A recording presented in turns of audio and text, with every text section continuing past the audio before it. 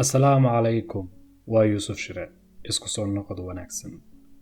Waxaa jira qiso dhul la dhaho Tibet ka dhacday waqti sii horreysay.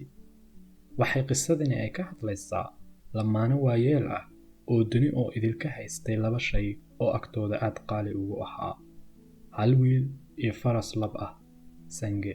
Labadaas shay waxay qaali ugu yihiin shaqada ay qabtaan oo lafdhabar u ah nolosha lamaanahan waayeelka ah oo ku noolaa tuulo yar.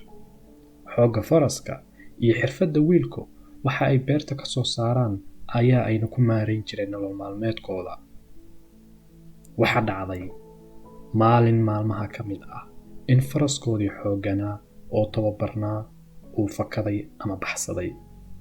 Xaaskii odayga iyo dadkii tuulada deganaa ayaa aflabadii yeeray iyagoo leh balaayaa dhacday, tii u xumayd baa reerka qabsatay.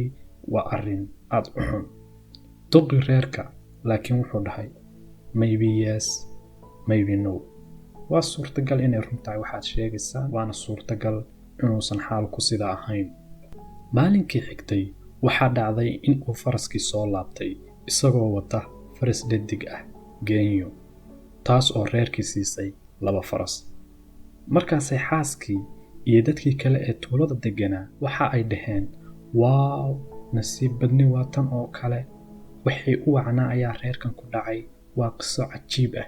Duqii reerka mar kale wuxuu dhahay isna maybe yes, maybe no. Maalinkii xigay ayaa wiilka reerka waxa uu damcay inuu tababaro genyadii cusbayd maadaama ay ahayd duurjoog. Laakiin faraskii ayuu ka dhacay kadibna lug ayuu ka jabay. Waad qiyaasi kartaa wixii ay dhaheen xaaskii odayga iyo dadkii tuulada deganaa. Halaag baa dhacay. Waa hoog. Waxay annaga noogu dhacaan dhibkani. Waa aafo iyo musiibo.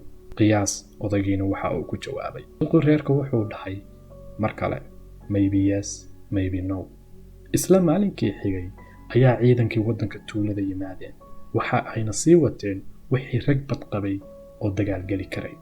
Xaaskii duqa iyo dadka kale ee tuulada maba aysan fahmin fariinta aan anigu hadda isku dayayo inaan idinka dhaadhiciyo.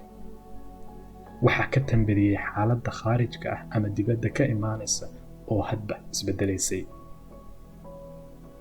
Markay xaaladdaasi noqoto mid cakiran iyo war xun, waxay dareemaan inay tahay dhammaadkii noloshooda iyo halaag.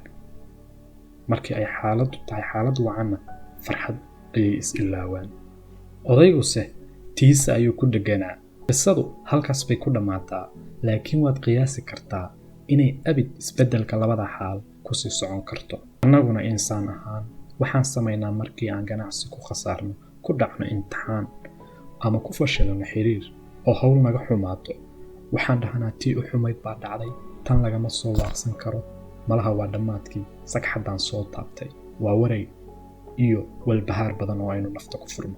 Haddii uu odayga duqa ahaa naga ag dhowaan lahaa, wuxuu oran lahaa maybe yes, maybe no. Waa dhici kartaa xaalku inaan saad u sharaxday yahay, waana dhici kartaa inuusan xaaladdu sida ahayn. Waxaan soo xusuustay aayad ku jirta Qur'aanka Kariimka: وعسى أن تكرهوا شيئا وهو خير لكم وعسى أن تحبوا شيئا وهو شر لكم. ومعقول إني دماتكي تاي، وأنا معقول إني وناق عصب يبلو تاي ودني برواقع كحكتو.